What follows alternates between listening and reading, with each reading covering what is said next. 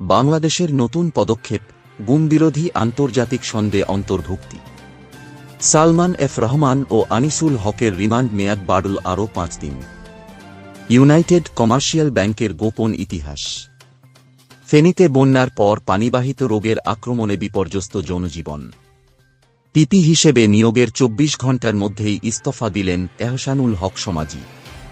এতক্ষণ শুনছিলেন শিরোনাম, এবার বিস্তারিত। বাংলাদেশ গুমবিরোধী আন্তর্জাতিক সনদে যুক্ত হয়েছে। অন্তর্বর্তী সরকারের প্রধান উপদেষ্টা অধ্যাপক ইউনুস সনদে সই করেছেন। 2006 সালে গুমের বিরুদ্ধে নাগরিকদের সুরক্ষায় এই সনদ গৃহীত হয়। মানবাধিকার সংস্থা অধিকারের তথ্য অনুযায়ী গত 15 বছরে বাংলাদেশে 7 শতাধিক মানুষ গুম হয়েছে, যার মধ্যে 150 জনের খোঁজ মেলেনি। শেখ হাসিনার পদত্যাগের পর গোপন কারাগার আয়নাঘর থেকে কিছু বন্দীকে মুক্তি দেওয়া হয়েছে। সাবেক প্রধানমন্ত্রী শেখ হাসিনার উপদেষ্টা সালমান এফ রহমান ও সাবেক আইনমন্ত্রী আনিসুল হককে 5 দিনের নতুন রিমান্ডে নিয়েছে আদালত। ঢাকার বাড্ডায় ছাত্র আন্দোলনে সুমন সিকদার হত্যাকাণ্ডের মামলায় তাদের জিজ্ঞাসাবাদের জন্য এই রিমান্ড মঞ্জুর করা হয়েছে। পুলিশ আজ সকালে তাদের আদালতে হাজির করে 10 দিনের রিমান্ড আবেদন করলে ঢাকা মহানগর হাকিম 5 দিনের রিমান্ড মঞ্জুর করেন। এর আগে নিউমার্কেট ও লালবাগ এলাকায় হত্যাকাণ্ডের আরও 2টি মামলায় তাদের 10 দিনের রিমান্ডে নেওয়া হয়েছিল। ইউনাইটেড কমার্শিয়াল ব্যাংকের ইউসিবি পরিচালনা পর্ষদ ভেঙে নতুন পর্ষদ গঠন করেছে বাংলাদেশ ব্যাংক। ইউসিবির একটি অন্ধকার ইতিহাস রয়েছে, যেখানে 1993 সালে পরিচালক হুমায়ুন জহিরকে হত্যা করে রাজনৈতিকভাবে প্রভাবশালী পরিবার ব্যাংকটির ওপর নিয়ন্ত্রণ প্রতিষ্ঠা করে।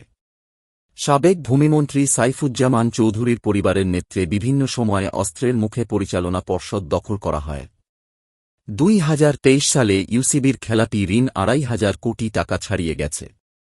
এ সময়ের মধ্যে সাইফুজ্জামান চৌধুরী যুক্তরাজ্যে বিশাল রিয়েল এস্টেট সাম্রাজ্য গড়ে তোলেন। ফেনীর বন্যাকবলিত এলাকায় পানি কমতে শুরু করেছে, তবে সুপে পানির অভাব এবং নোংরা পানির সংস্পর্শে ডায়রিয়া ও চর্মরোগ সহ পানিবাহিত রোগের প্রকোপ বাড়ছে।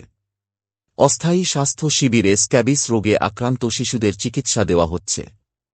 বন্যায় দুর্ভোগে পড়া মানুষ সুপে পানির অভাবে পানিবাহিত রোগে আক্রান্ত হচ্ছে বলে জানালেন সিভিল সার্জন। অনেক এলাকায় এখনও মেডিকেল টিম পৌঁছাতে পারেনি, ফলে চিকিৎসা সেবা ঘাটতি রয়ে গেছে। ঢাকা মহানগর দায়রা জজ আদালতের পাবলিক প্রসিকিউটর পিপি হিসেবে নিয়োগ পাওয়ার একদিন পর ব্যক্তিগত কারণ দেখিয়ে পদত্যাগ করেছেন এহসানুল হক সমাজি। তিনি আইন, বিচার ও সংসদ বিষয়ক মন্ত্রণালয়ে তার পদত্যাগপত্র পাঠিয়েছেন, যেখানে উল্লেখ করেছেন যে ব্যক্তিগত ও পারিবারিক কারণে তিনি পিপির দায়িত্ব নিতে পারছেন না। সমাজিকে আওয়ামী লীগপন্থী আইনজীবী হিসেবে চিহ্নিত করে তার নিয়োগের বিরুদ্ধে বিএনপিপন্থী আইনজীবীরা প্রতিবাদ জানিয়েছেন।